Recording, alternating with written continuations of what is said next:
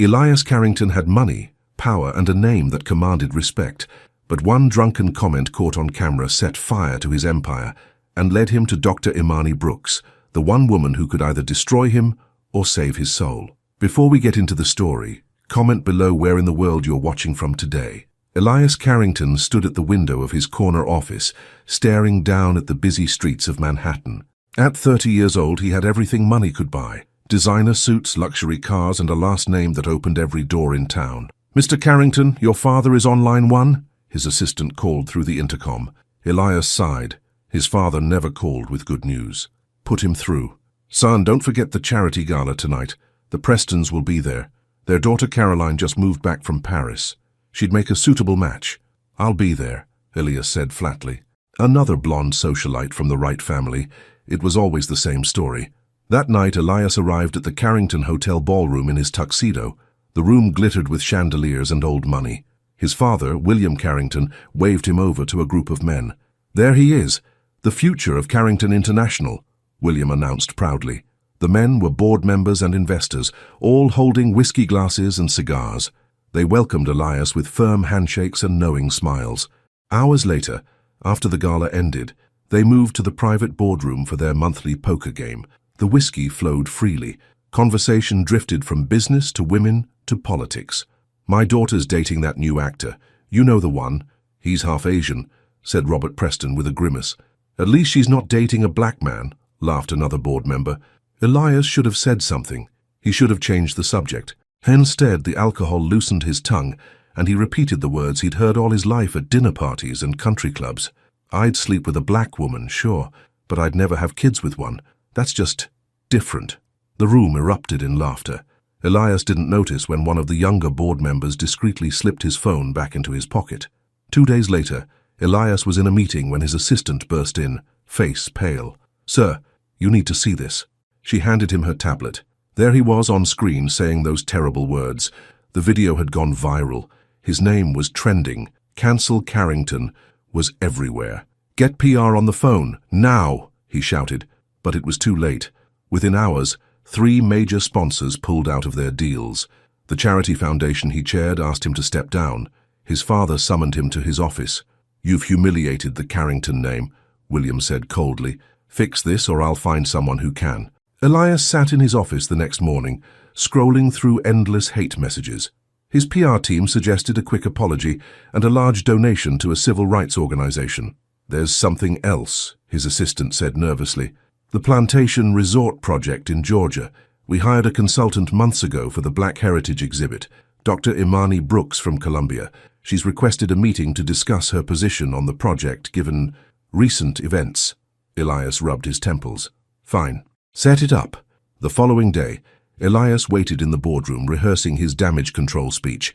The door opened and he looked up. His words died in his throat.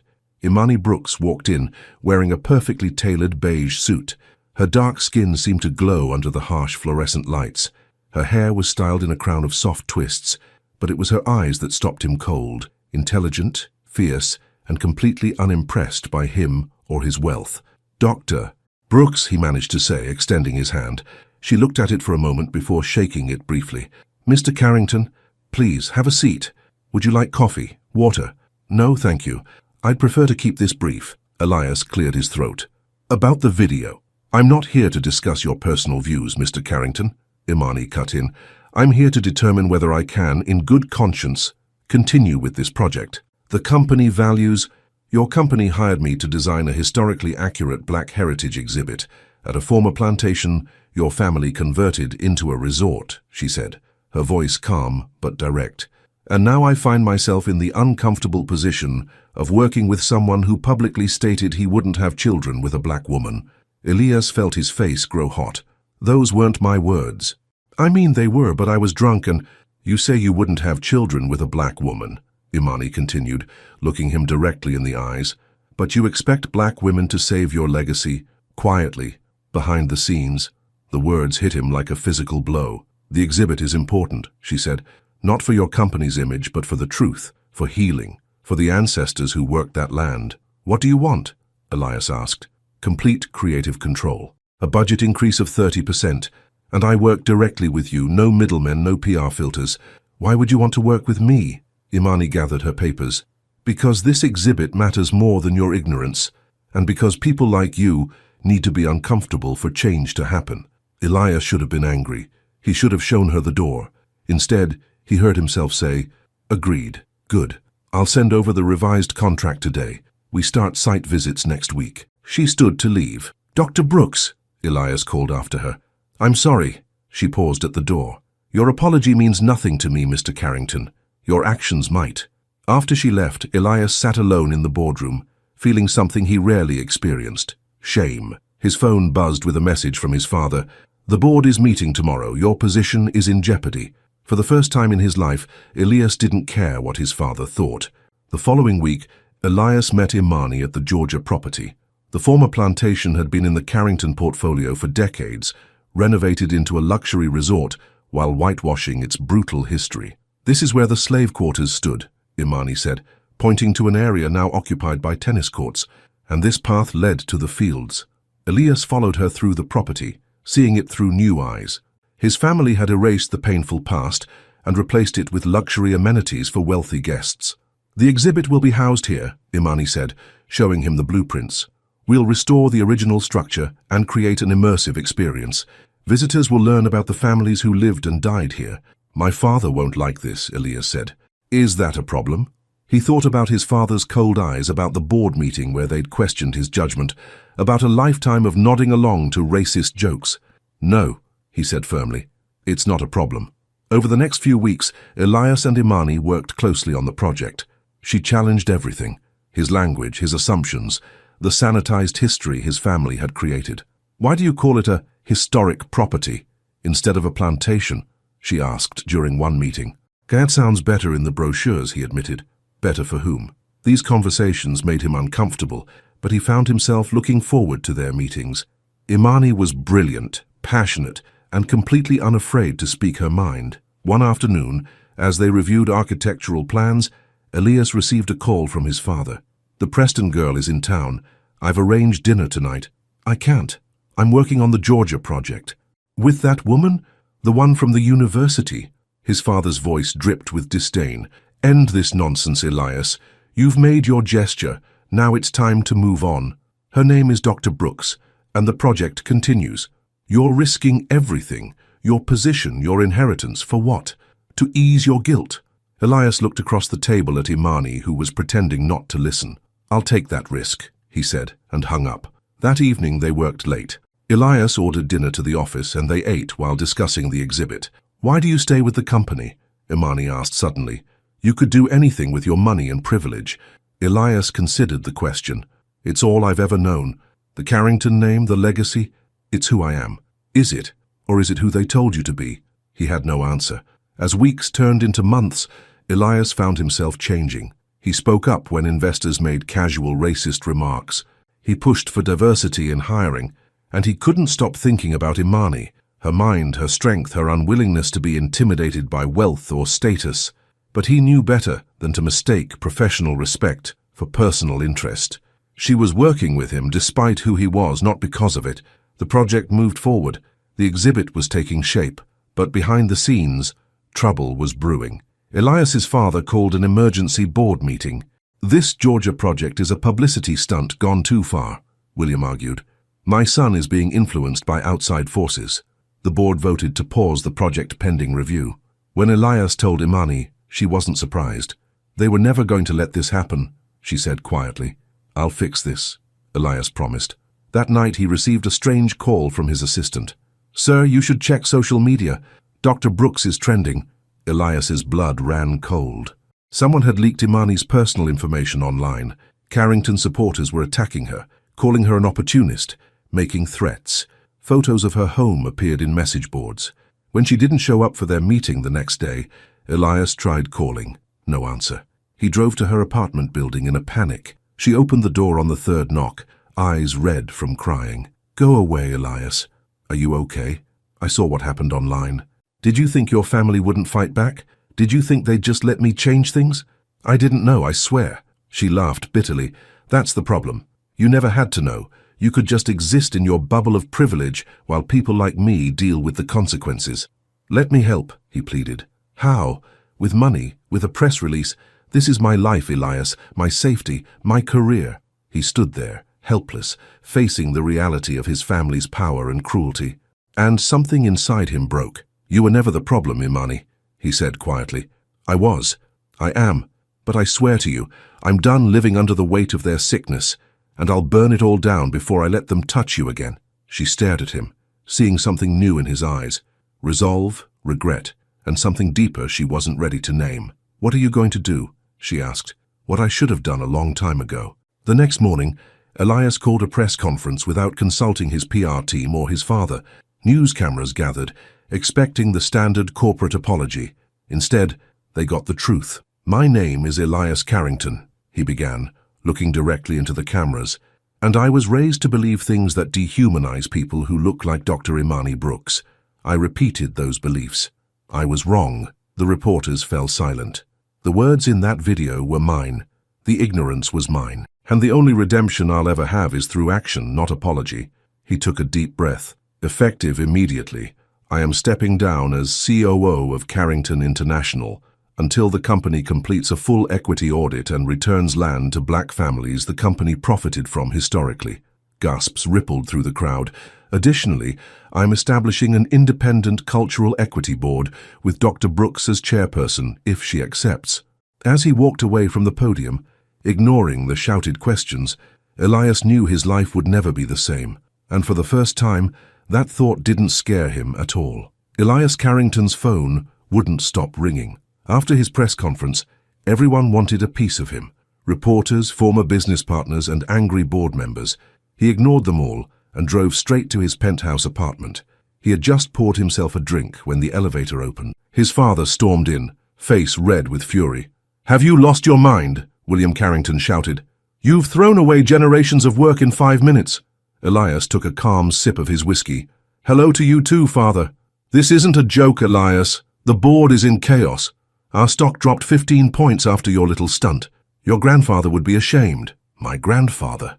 Elias laughed bitterly. "The man who built resorts on land he practically stole from black families.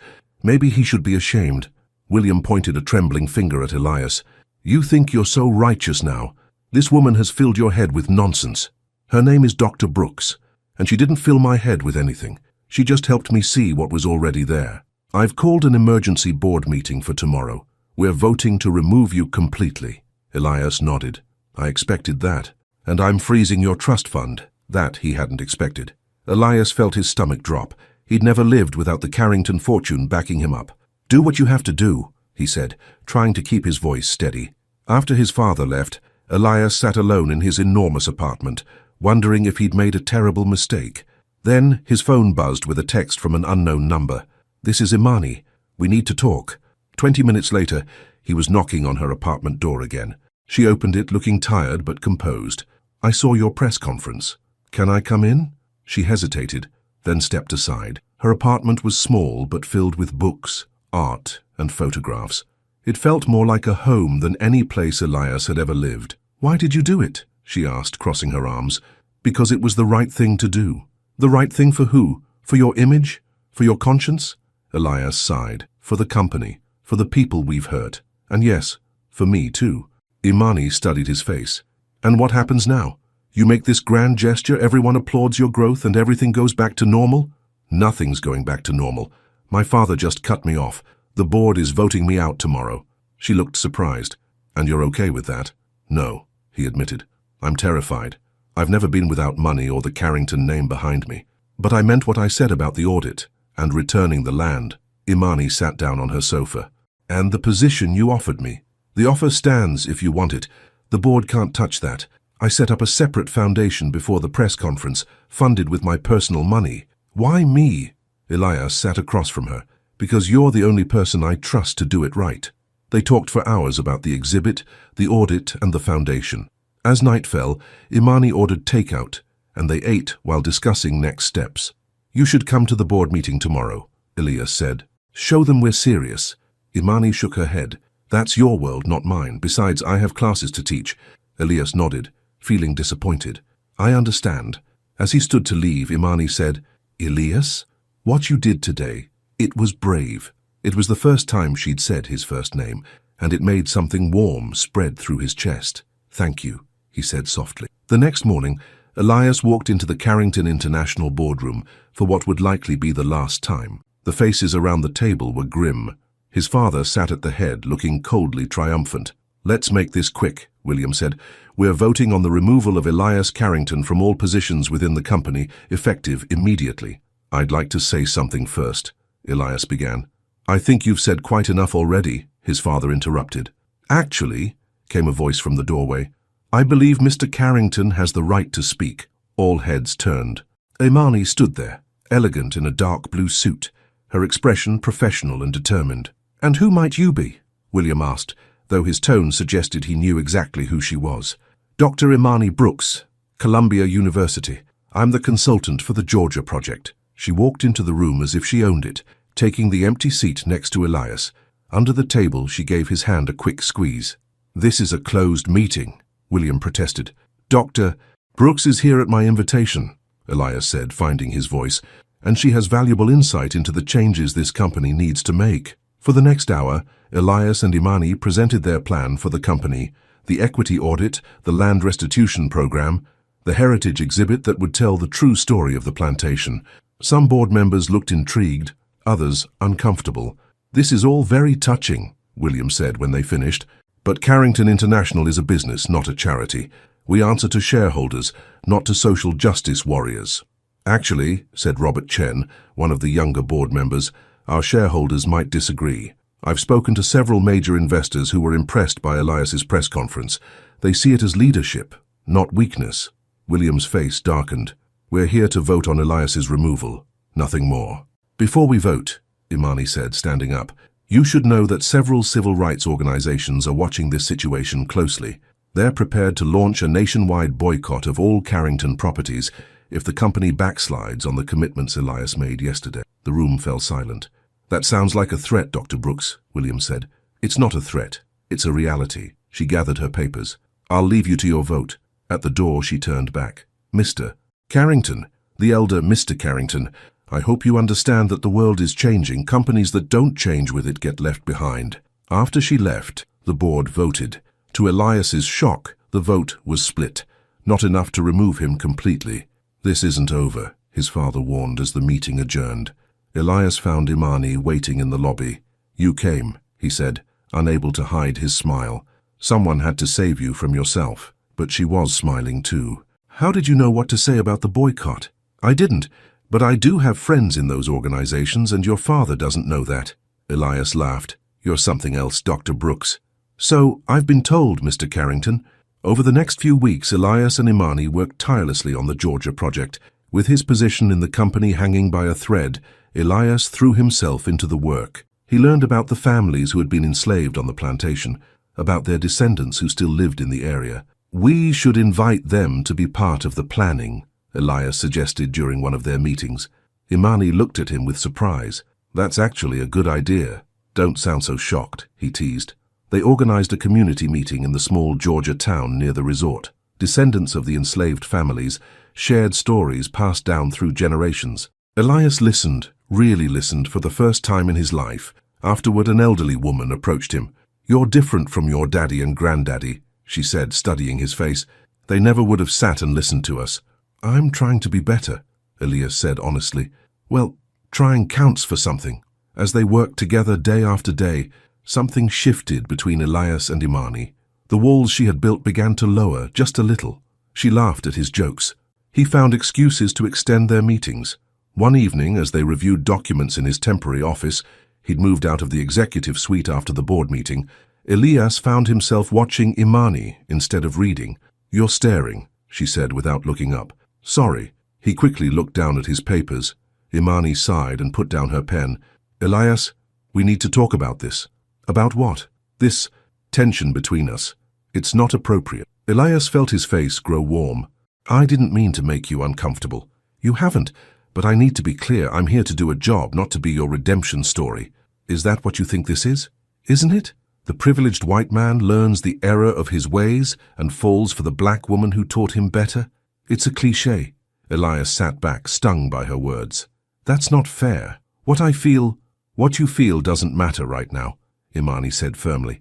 What matters is the work. If we're going to continue working together, we need boundaries. He nodded slowly. You're right, I'm sorry. They went back to their documents, the silence heavy between them. The next day, Elias received a call from his mother, Margaret Carrington, who had been noticeably absent during the scandal. Darling, we need to talk. Meet me for lunch? They met at her favorite restaurant, an exclusive place where the waiters knew exactly how she liked her martini. Your father is furious, she said after ordering. I know, but I've been thinking about what you said at that press conference. She took a sip of her drink. My grandmother, your great-grandmother, used to tell stories about the old days, not pleasant stories. Elias listened, surprised by this revelation. The point is, Margaret continued, maybe it's time for some honesty in this family. Your father won't see it that way, but I do. Are you saying you support what I'm doing?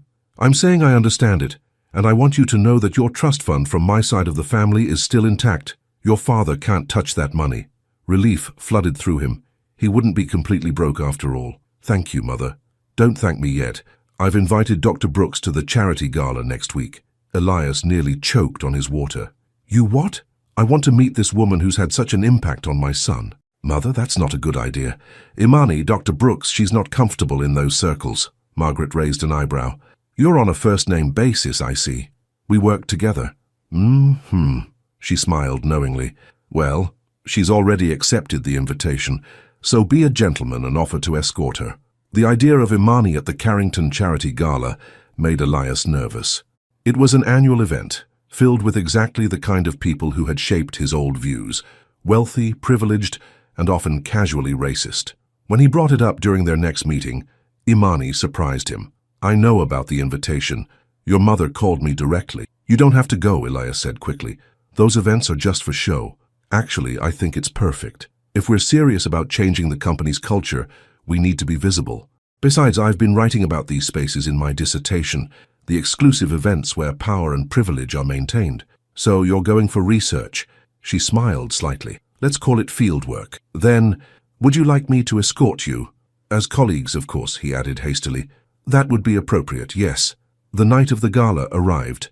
Elias waited nervously in the lobby of Imani's building. When she emerged, he couldn't help but stare. She wore a floor-length gown in deep burgundy, her hair styled in an elegant updo. Simple gold earrings caught the light when she moved. You look beautiful, he said before he could stop himself. Thank you. You clean up pretty well yourself. In the car, Imani seemed tense. I've never been to one of these before. Just remember, you're the smartest person in the room, and if anyone says anything offensive, I can handle myself, Elias. I know you can, but you shouldn't have to. The ballroom was filled with New York's elite. Heads turned when Elias entered with Imani on his arm. Whispers followed them across the room. His mother greeted them warmly, surprising Elias. Dr. Brooks, I'm so pleased you could join us. I've heard wonderful things about your work. Thank you for inviting me, Mrs. Carrington. As the evening progressed, Elias kept close to Imani, introducing her to the few people he genuinely respected. She handled herself with grace and intelligence, impressing even the most skeptical guests. Then his father appeared, clearly drunk and angry.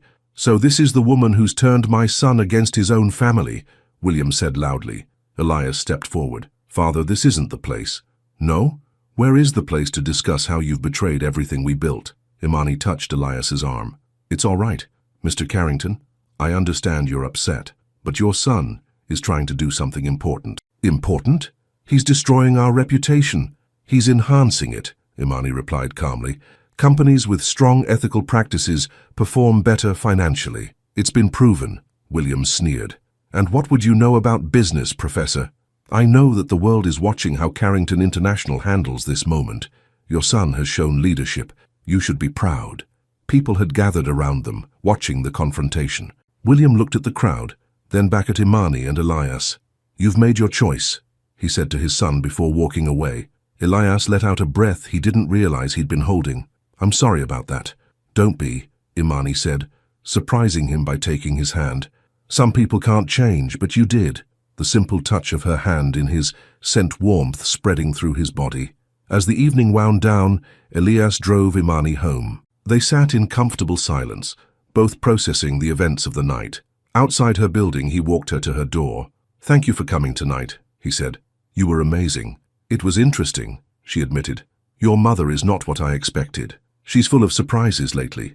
They stood at her door, neither wanting the evening to end. "Imani," Elias began, then stopped. "I know you said we need boundaries, and I respect that, but I can't stop thinking about you." She looked at him, her expression unreadable. "Elias, you don't have to say anything. I just wanted you to know that this isn't about redemption for me. It's about you. Just you." He turned to leave, but she caught his arm. "Wait." Elias looked back, heart pounding. "I can't deny there's something between us," Imani said softly. "But it's complicated. My career, your family, our work together. I know. I need time." Elias nodded. "Take all the time you need. I'm not going anywhere." As he walked back to his car, Elias felt lighter than he had in months. She hadn't said no. It wasn't much, but it was something. His phone buzzed with a text from Robert Chen, the board member who had supported him. "Emergency meeting called for tomorrow. Your father is making a move. Be prepared." The brief moment of happiness faded. The fight for Carrington International and for his own future was far from over. Elias barely slept that night. Robert Chen's warning about the emergency board meeting kept him tossing and turning. By morning he was exhausted but determined. He would not let his father destroy everything he was trying to build. He arrived at Carrington headquarters early, surprised to find Robert waiting for him in the lobby. "Your father's been busy," Robert said, walking with Elias to the elevator. "He's been calling board members all night, making promises, threats, whatever it takes to get them to vote you out completely." "Does he have enough support?" Elias asked. "It's close. That's why I called you early. We need a strategy." In Robert's office, they went over the numbers. William needed a 2/3 majority to remove Elias from the board entirely. They counted the likely votes. It would come down to 2 or 3 people. "What about the land restitution program?" Elias asked. "Is there any way to protect it if I'm out?" Robert shook his head. "Your father will kill it immediately. He's already talking about getting back to business." Elias checked his watch. "The meeting's in an hour. I need to make some calls." He tried Imani first, but she didn't answer. She was probably teaching her morning class. He left a message explaining the situation, then called his mother. "I already know about the meeting," Margaret said. "Your father didn't come home last night. He's on a rampage." "Can you help?" Elias asked. "I'm still a shareholder, darling. I'll be there." An hour later, the boardroom was tense. William sat at the head of the table, looking confident. When Elias walked in, his father didn't even glance his way. "Let's begin," William said once everyone was seated. "We're here to vote on the complete removal of Elias Carrington from the board of directors and all positions within Carrington International." "On what grounds?" Elias asked. "Conduct detrimental to the company," William replied coldly. "Your reckless press conference and your so-called equity programs have damaged our reputation and our bottom line." "Actually," Robert interrupted, "our stock has recovered since the initial drop, and we've seen a 15% increase in bookings at our hotels from younger demographics." William waved this away. "Temporary. The real damage is to our long-term relationships with investors who expect stability, not social experiments." The boardroom door opened, and Margaret Carrington walked in. She took a seat next to Elias. "Margaret, this isn't your concern," William said tersely. "I hold 20% of the company shares, William. That makes it very much my concern." The discussion grew heated. Board members asked questions about the Georgia project, the equity audit, and the financial implications. Elias answered honestly, making his case for a new direction for the company. "Times are changing," he argued. "Companies that ignore their historical responsibilities get left behind. We have a chance to lead here, not follow." "Sentimental nonsense," William scoffed. "The purpose of a company is to make money, not right historical wrongs." "We can do both," came a voice from the doorway. All heads turned. Imani stood there, composed and professional. "Dr. Brooks," William said with undisguised contempt. "This is a private board meeting. I invited her," Elias said, standing. "Dr. Brooks has data on the financial benefits of corporate responsibility programs." Imani walked to the front of the room and connected her laptop to the projector. For the next 20 minutes, she presented case studies of companies that had improved their profits after addressing historical wrongs. "In conclusion," she said, looking directly at William, "companies that embrace ethical practices outperform their competitors by an average of 12% over 5 years. "This is all very nice," William said dismissively, "but we need to vote." Before we do, Margaret interjected, I'd like to remind everyone that my shares, combined with Elias's, represent 30% of the company. If Elias is removed today, we will consider selling our shares to outside investors who share our vision. A murmur ran through the room. The threat of a massive stock sell-off and potential outside takeover was serious. William glared at his wife. You wouldn't dare. Try me, Margaret replied calmly. After a tense silence, William called for the vote. Elias held his breath as each board member voted. When the final count came in, he had survived by a single vote. William stood abruptly. This meeting is adjourned. He stormed out without looking at his son. Elias let out a long breath. Thank you, he said to his mother. I didn't know you had that in you. Margaret squeezed his hand. Neither did I. But I'm proud of you, Elias. It's about time someone in this family stood up for what's right. As the board members filed out, Elias approached Imani. You came. Again. Your message sounded urgent, and I had the data ready anyway. You're making a habit of saving me. She smiled slightly. Don't get used to it. Outside the boardroom, Robert caught up with them. That was close. Your father won't give up, you know. I know, Elias sighed. But we bought some time. Use it wisely, Robert advised. The Georgia project needs to be a success. Over the next few weeks, Elias and Imani threw themselves into the work. The heritage exhibit was taking shape, with input from local community members and descendants of the enslaved families. The equity audit was underway, revealing uncomfortable truths about the company's hiring practices and land acquisitions. Elias's relationship with Imani remained professional but warm. They worked late nights together, shared meals, and gradually became something like friends.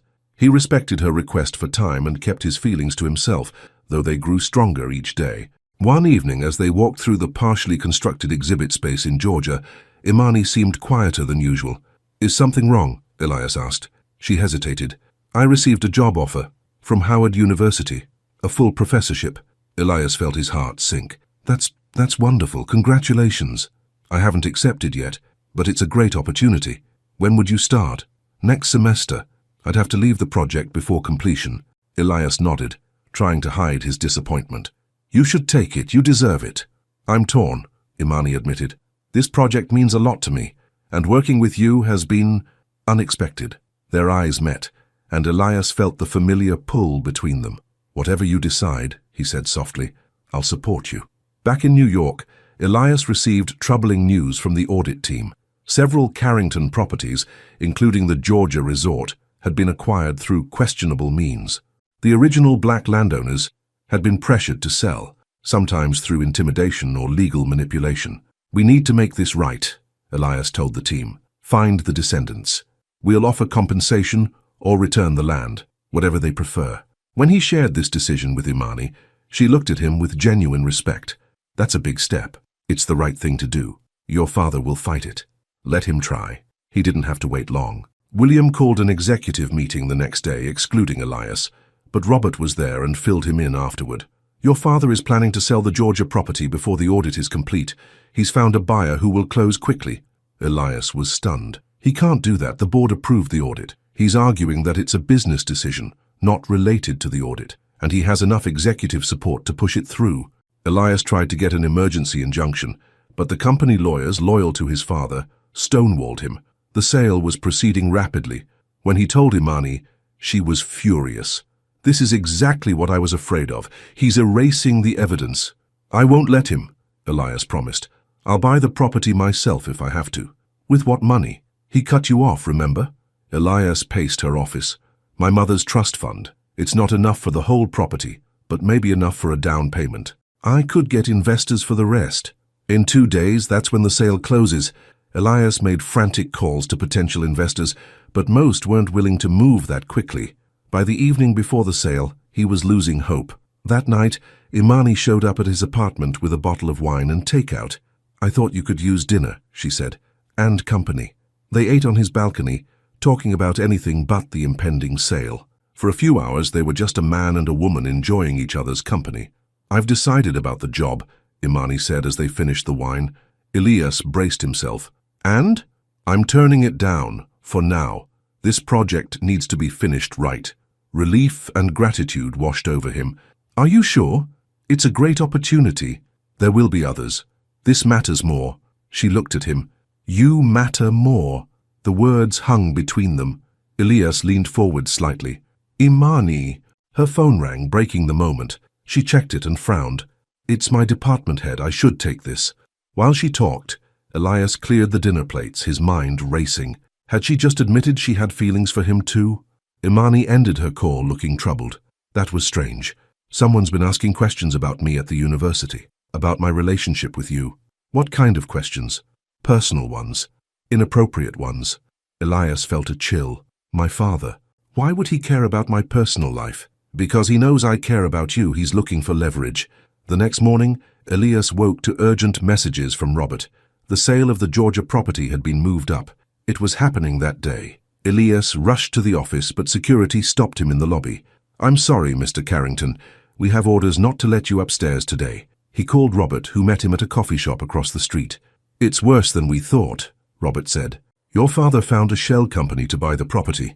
Once the sale is complete, they'll demolish the original structures, including the ones for the exhibit. He's destroying the evidence, Elias realized, and killing our project at the same time. The papers are being signed at 11. There's nothing we can do. Elias checked his watch. It was 9:30. There has to be something. He called Imani, who was already on her way to the office. Meet me at my mother's place instead, he told her. I have an idea. Margaret Carrington lived in a spacious Park Avenue apartment filled with antiques and family heirlooms. She greeted Elias and Imani warmly. Mother, do you still have grandmother's papers? The ones you mentioned at lunch? Margaret looked confused. Yes, they're in the study. Why? I need to see them now. While Margaret went to find the papers, Elias explained to Imani. My great-grandmother kept journals. If she wrote about the Georgia property, about how it was acquired, it could be evidence, Imani finished. Margaret returned with a box of leather-bound journals. Eleanor was quite the record keeper. She documented everything the family did, good and bad. They searched frantically through the journals, looking for mentions of the Georgia plantation. Finally, Imani found it. Here, April 1952. William Sr. has acquired the Johnson property in Georgia. The methods were unsavory, but he assures me it was all legal. The poor colored family had no choice but to sell after the incidents. Elias read further. She describes how my grandfather arranged for the Johnson family to be harassed, their crops destroyed, until they were desperate enough to sell for a fraction of the land's value. This is exactly what the audit was finding, Imani said. Documented by your own family. Elias checked the time. 10:20. We need to get to the office. Now. They won't let you in, remember? Imani pointed out. They'll let my mother in. Margaret Carrington strode into Carrington International like she owned it, which, in part, she did. Security didn't dare stop her. Elias and Imani followed in her wake. They reached the executive floor just as the signing meeting was beginning. William looked up in shock as they entered the boardroom. What is the meaning of this? He demanded. Margaret stepped forward. This meeting is over, William. You have no authority here, Margaret. Perhaps not, she replied calmly, but I do have these. She placed the journals on the table. Eleanor's records of how the family really acquired the Georgia property, and others. William's face paled. Those are private family matters. Not anymore, Elias said. Not if you go through with this sale. The potential buyer, a nervous-looking man in an expensive suit, stood up. Is there a problem with the property? No problem at all, William said quickly. Actually, Imani interjected, there's evidence that the land was illegally obtained from its rightful owners through harassment and intimidation. That could cloud the title significantly. I wasn't informed of this, the buyer said, gathering his papers. I think we need to postpone this transaction pending further review. Sit down, William ordered. The sale proceeds as planned. I'm afraid not, came another voice. Robert Chen entered with two men in suits. These gentlemen are from the State Attorney General's office. They're interested in these allegations of fraud and intimidation. The room erupted in chaos. The buyer left quickly. The officials began asking questions. William glared at his son with pure hatred. You've destroyed everything, he hissed. No, father. I'm fixing what was destroyed long ago.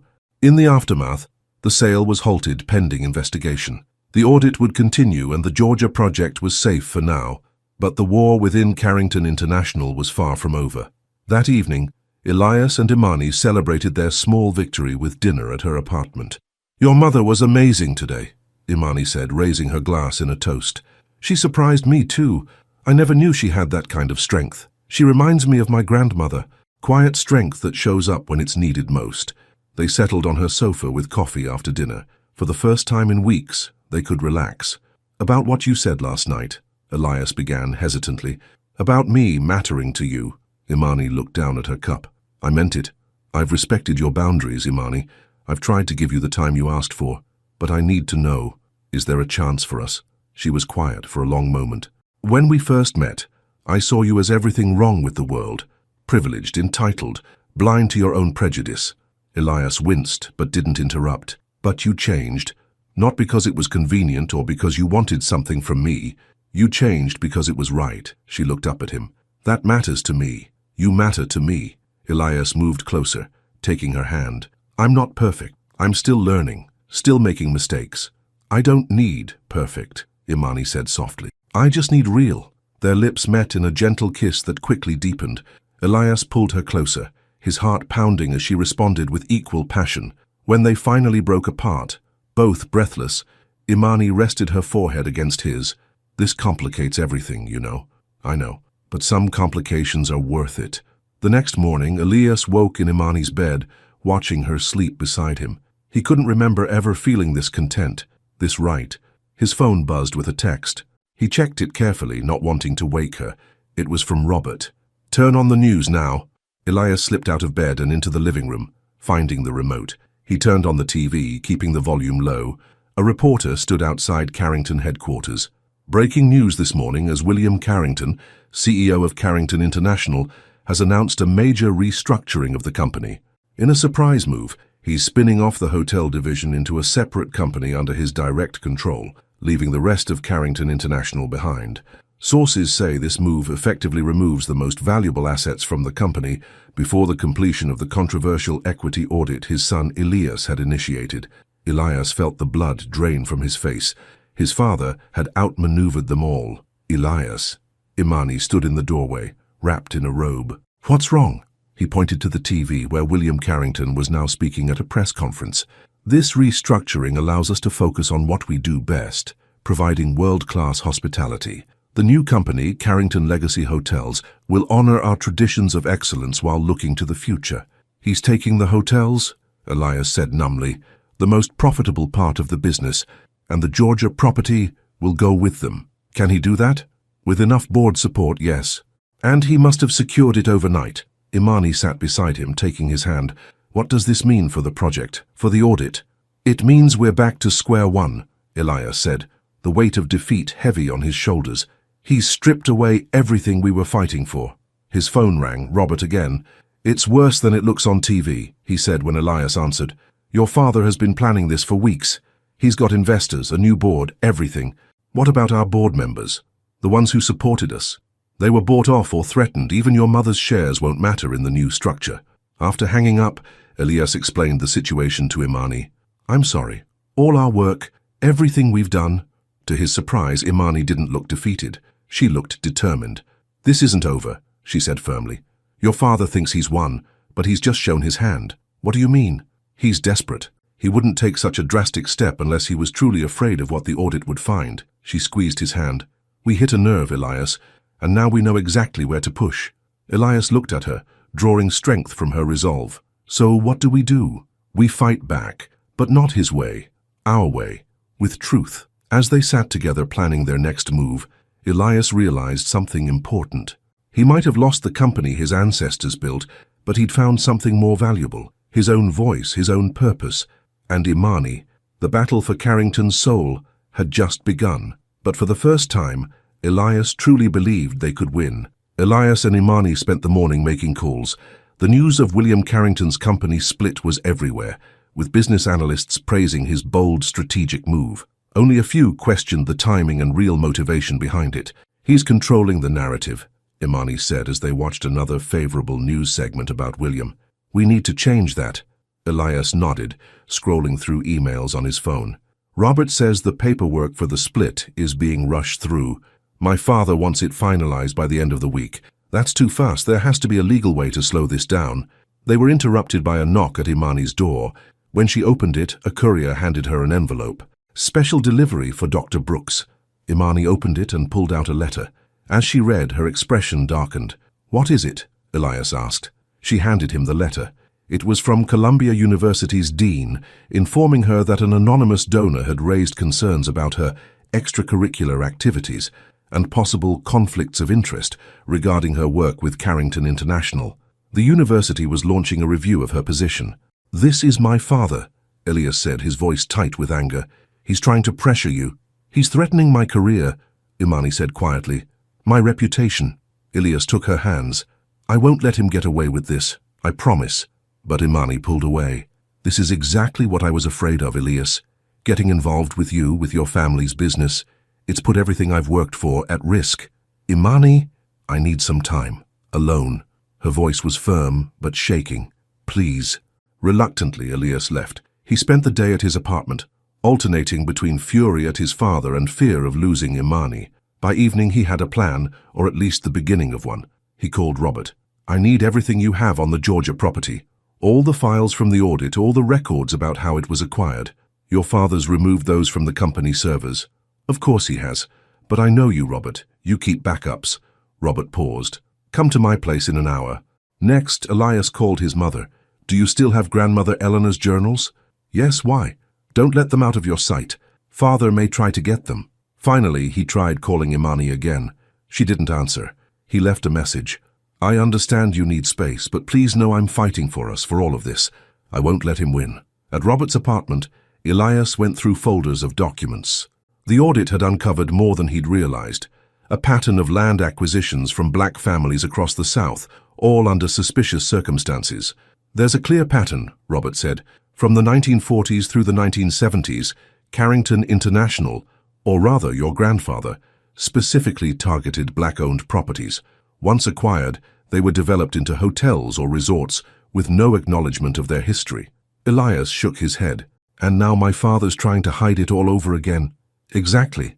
The new company structure lets him bury these properties under layers of subsidiaries." Elias continued reading through the night. By morning, he had a clearer picture and a stronger resolve. He tried Imani again. This time she answered. "Can we meet?" he asked. "I have something important to show you." They met at a quiet cafe. Imani looked tired, her eyes shadowed with worry. "How are you?" Elias asked gently. "The university has put me on administrative leave while they conduct their review." Her voice was flat. 20 years of work, and it can all be taken away because of an anonymous complaint. "I'm so sorry, Imani. This is all my fault." She shook her head. "No, it's your father's fault. There's a difference." Elias placed a folder on the table. "I went through the audit files with Robert. It's worse than we thought. My grandfather targeted dozens of black-owned properties, not just the one in Georgia." Imani looked through the documents, her professional interest overcoming her personal distress. "This is systematic, deliberate." "Yes, and now my father is trying to hide it by restructuring the company." Elias leaned forward. "But what if we don't let him?" "What do you mean? What if we take this public? All of it? The audit findings, my grandmother's journals, everything?" Imani looked uncertain. "That's a big step, Elias. It would destroy your family's reputation. Maybe it needs to be destroyed. Maybe we need to burn it all down and build something better from the ashes." They spent the next few days gathering evidence and planning. Elias contacted the descendants of the families who had lost their land. Many were surprised to hear from him, skeptical of his motives. But when he explained what he was trying to do, most agreed to share their stories. Imani worked with her colleagues at Columbia to document the historical significance of the properties. Despite being on leave, she threw herself into the research. "If I'm going to lose my career over this," she told Elias, "I might as well make it count." They worked separately but stayed in constant contact.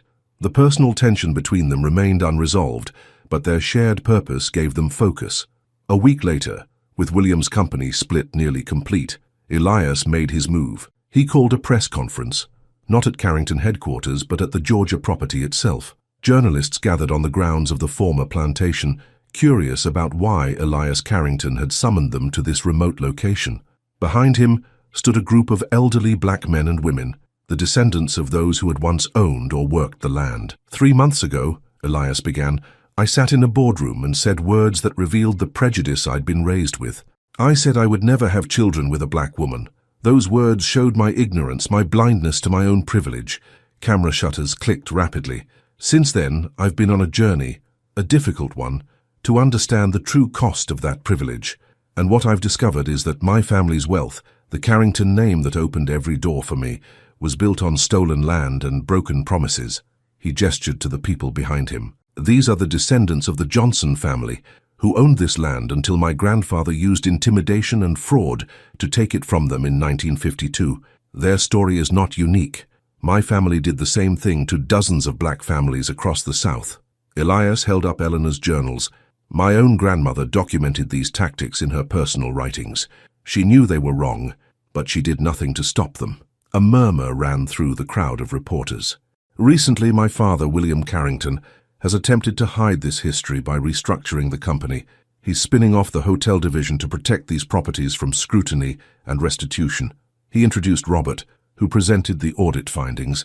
Then Imani stepped forward to provide historical context. The systematic theft of black-owned land in the 20th century is a documented historical fact, she explained. What makes the Carrington case unique is the scale and the detailed records that remain. One by one, family members shared their stories, how their grandparents or parents had been forced from their land, how opportunities and generational wealth had been stolen from them. The press conference lasted for hours. By the end, even the most skeptical reporters were shaken by the evidence. "What are you asking for?" one journalist finally asked. "Justice," Elias said simply. "I'm asking my father and the board of the new Carrington Legacy Hotels to acknowledge this history, to make restitution to these families, and to commit to a path of true reconciliation. And if they refuse?" Elias glanced at Robert, who nodded. "Then I will use every legal means at my disposal to ensure these families receive justice, including a class action lawsuit against the new company." The story exploded across news outlets and social media. Carrington Truth became a trending topic. Activists and celebrities picked up the cause. Competitors in the hotel industry distanced themselves from Carrington, fearing similar scrutiny. William Carrington issued a brief statement calling his son's claims exaggerated and taken out of context.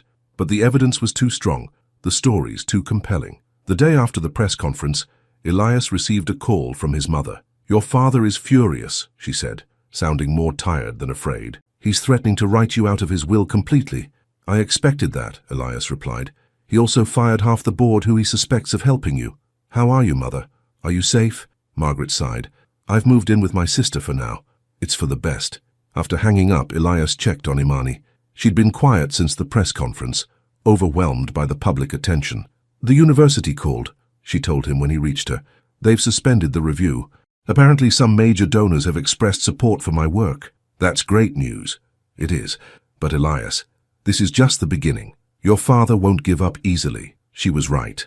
The next day, William Carrington called a counter press conference. He appeared with several elderly white men, former business associates of his father's. "My son has chosen to smear his own family's name," William said, his voice tight with anger. "He's taken normal business transactions from decades ago and twisted them to fit a modern political agenda. But the damage was done. Major shareholders in the new Carrington Legacy Hotels began to express concern. Partners and investors distanced themselves. The stock price fell. 2 days later, Elias received a call from an unfamiliar number.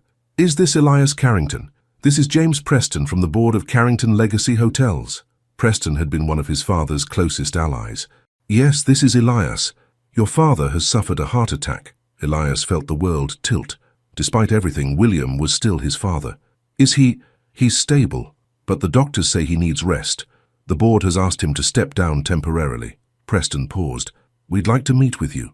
The meeting took place at the hospital in a private conference room. 4 board members, including Preston, were waiting for Elias. "Let's be frank," Preston began. "This situation is damaging everyone. The company, your family, these families you're advocating for. We need a resolution." "I agree," Elias said. "What do you propose?" "A settlement. The company will establish a restitution fund for the affected families.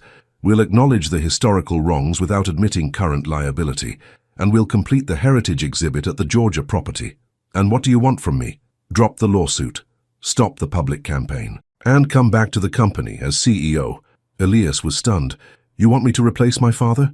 "Temporarily, at least. The board feels you've demonstrated a certain moral leadership that might be valuable in the current climate." Elias asked for time to consider the offer. He needed to talk to Imani, to the families, to his lawyers. When he told Imani about the offer, she was skeptical. It could be a trap. They get you inside, silence you, and then continue business as usual. Or it could be a real opportunity for change, Elias countered. I could do more from inside than outside. What about us? Imani asked quietly.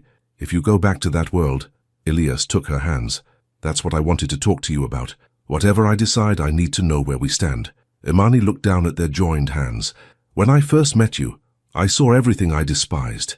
Privilege, arrogance, blind prejudice. Now I see a man willing to risk everything for what's right. She met his eyes. I love that man. Elias felt his heart soar. I love you too, more than I thought possible. But, she continued, I won't be a prop in your redemption story. If we're together, it has to be as equals, partners. Always, he promised. They sealed the promise with a kiss that felt like a new beginning. The next day, Elias met with the families affected by his grandfather's actions. He explained the board's offer and asked for their input. Mrs. Johnson, the eldest of the Georgia family descendants, spoke for many of them. We don't want to destroy the Carrington name, young man. We just want acknowledgement and respect. If you think you can do that from inside the company, we support you. Elias made his decision. He would accept the CEO position, but with conditions. The restitution fund would be substantial and independently managed. The equity audit would be completed and its findings made public. And Imani would be hired as a permanent consultant on historical and cultural matters. The board reluctantly agreed to his terms. 3 days later, Elias Carrington was named the interim CEO of Carrington Legacy Hotels. His first act was to visit his father in the hospital. William was pale but alert, his eyes cold as Elias entered the room. Come to gloat? William asked weakly. No, I came to tell you that I'll be running the company while you recover. William gave a bitter laugh. My own son. The ultimate betrayal. It wasn't betrayal, father, it was the truth. The truth, William scoffed. You've always been soft. Your grandfather would be ashamed. Elias sighed. Maybe, but I think Grandmother Eleanor would be proud. As he turned to leave, William called after him. She'll leave you, you know, that woman, once she gets what she wants from you. Elias looked back at his father with pity. That's the difference between us, father. I believe in people. You only believe in power. Over the next 6 months, Elias worked to transform Carrington Legacy Hotels. The restitution fund provided compensation to dozens of families. The Georgia Heritage exhibit opened to critical acclaim, with Imani as its chief curator. William recovered from his heart attack, but chose early retirement rather than returning to the company. He and Margaret formally separated, ending decades of a loveless marriage. Elias and Imani's relationship deepened, though they kept it private from the public eye. She continued teaching at Columbia while consulting for the company. He divided his time between New York and Georgia, overseeing the changes he'd promised. The night before the official opening of the Heritage exhibit, Elias and Imani walked through the completed space. Photos and artifacts told the story of the families who had lived and worked on the land. A wall of names honored those who had been enslaved there. Nothing was whitewashed or sanitized. It's beautiful, Elias said, taking in the exhibits. You've done something incredible here. We did, Imani corrected him. This wouldn't exist without you. They stopped before a display about the Johnson family, showing how they had acquired the land after emancipation, built a successful farm, and eventually lost it to the Carringtons. Do you ever regret it? Imani asked. Standing up to your father, risking everything. Elias thought about his old life, the meaningless relationships, the unearned privilege, the casual bigotry he'd once accepted without question. Not for a second, he said. Meeting you was the best thing that ever happened to me, even if it started with the worst thing I ever said. She smiled up at him. Those words you said that night, they don't define you anymore. No, he agreed. What defines me now are the actions I take to make things right, and the people I love. He squeezed her hand. Especially the people I love. The next day, hundreds gathered for the exhibit's opening. Descendants of the enslaved families stood alongside company executives and community members. Reporters captured the historic moment. Elias gave a brief speech, acknowledging the painful history and promising a better future. Then he introduced Imani, who spoke movingly about the importance of confronting the past honestly. As she finished her speech, Elias stepped forward again. There's one more thing I'd like to say today. He turned to face Imani, taking both her hands in his. A year ago, I said words that revealed the worst parts of who I was raised to be, words about never having children with a black woman. Words I'll regret forever. The crowd grew quiet. Today, in front of all these witnesses, I want to say different words. He lowered himself to one knee.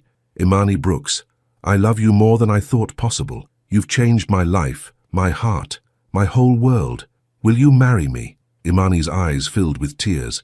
For a moment she seemed unable to speak. Then, softly, yes. The crowd erupted in applause and cheers as Elias slid a ring onto her finger and rose to kiss her. Later, as they celebrated with friends and family, Mrs. Johnson approached them. My grandmother used to say that true healing can't happen without honest reckoning. You two have started something important here. We're just beginning, Imani assured her. And you'll have beautiful children, the older woman added with a knowing smile. Elias laughed. I hope so. That night, after the celebrations ended, Elias and Imani stood on the porch of the old plantation house, now transformed into a center for education and reconciliation. So, Imani said, looking up at him with a teasing smile, you still think you'd never have children with a black woman? Elias pulled her close, his heart full of love and hope for their future. Not a day goes by I don't wish I could be the father of yours. She kissed him then, under the stars that had witnessed generations of pain and struggle on this land, and now, finally, witnessed love and redemption. The words he'd once spoken in ignorance no longer defined him. What defined him now was the truth he'd fought for, the love he'd found, and the future they would build together, a future that would heal the past, not hide it, a future bright with possibility, a future they would create side by side, hand in hand. The end.